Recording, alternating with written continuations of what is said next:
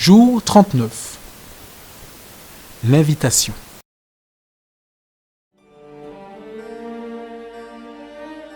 Dans les Saintes Écritures, Dieu déclare que le Messie viendrait pour être le sauveur du monde. La vie de Jésus prouve qu'il est bien celui dont les prophètes avaient parlé. Ésaïe a prophétisé que la Vierge deviendrait enceinte et qu'elle enfanterait un fils. Des siècles plus tard, la naissance de Jésus accomplissait cette prophétie.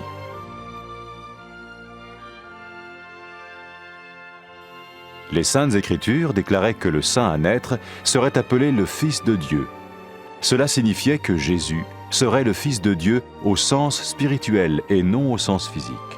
Nous le voyons par sa manière de vivre. Il a guéri des malades, il a pardonné leurs péchés, les a ramenés à Dieu et leur a promis une place dans le royaume éternel de Dieu. Il s'est offert lui-même en sacrifice pour le péché à leur place. Puis il est revenu à la vie, victorieux sur la mort selon le plan de Dieu. Jésus a dit « Personne ne me prend la vie, mais je la donne de ma propre volonté ». La vie de Jésus n'a pas seulement accompli les écrits des prophètes, mais elle a aussi confirmé la vérité de la sainte parole de Dieu.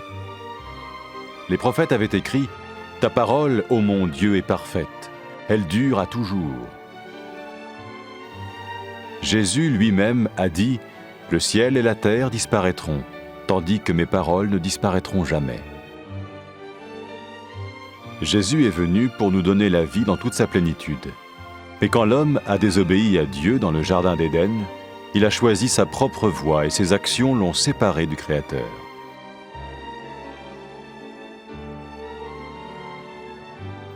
Les Saintes Écritures déclarent que tous sont péchés et que le salaire que paye le péché, c'est la mort. Il s'agit de la mort spirituelle, éternelle séparation d'avec Dieu. Mais tout comme Dieu a donné un bélier pour qu'il meure à la place du fils d'Abraham, ainsi il a envoyé Jésus, le Messie, mourir à notre place. Sa vie, sa mort et sa résurrection restaurent la relation entre Dieu et tous ceux qui mettent leur confiance en lui. Maintenant, non seulement Jésus pardonne les péchés de ceux qui le suivent, mais il les sauve aussi du jugement éternel de Dieu. Ils sont sûrs d'aller au paradis et de vivre avec lui pour toujours. C'est cette vie et cette liberté de la culpabilité et du pouvoir du péché que Jésus offre à chacun aujourd'hui.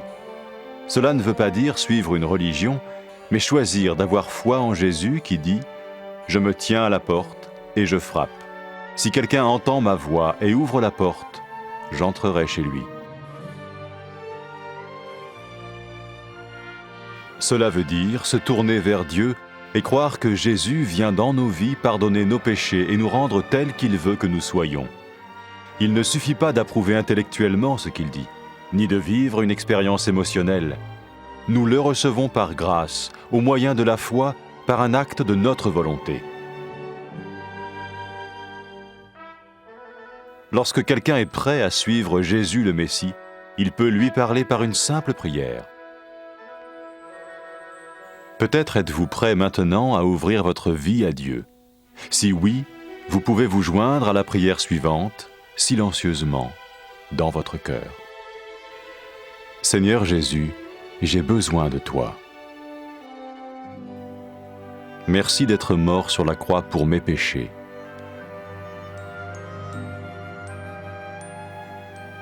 Je confesse mes péchés et je m'en repens.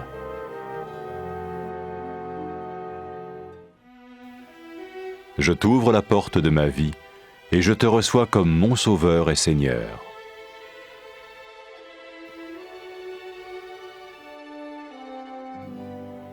Merci de me pardonner mes péchés et de me donner la vie éternelle.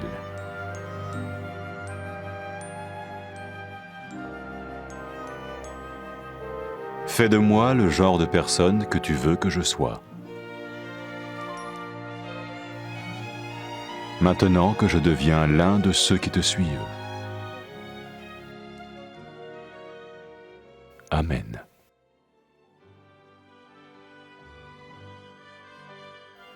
Jésus a dit à propos de ses disciples « Mes brebis écoutent ma voix, Je les connais et elles me suivent.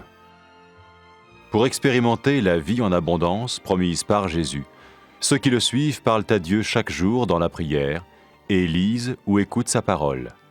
Ils parlent de lui à d'autres personnes et rencontrent régulièrement ceux qui l'aiment et le suivent. N'oubliez pas sa merveilleuse promesse. Tout pouvoir m'a été donné dans le ciel et sur la terre. Et sachez-le, je vais être avec vous tous les jours, jusqu'à la fin du monde.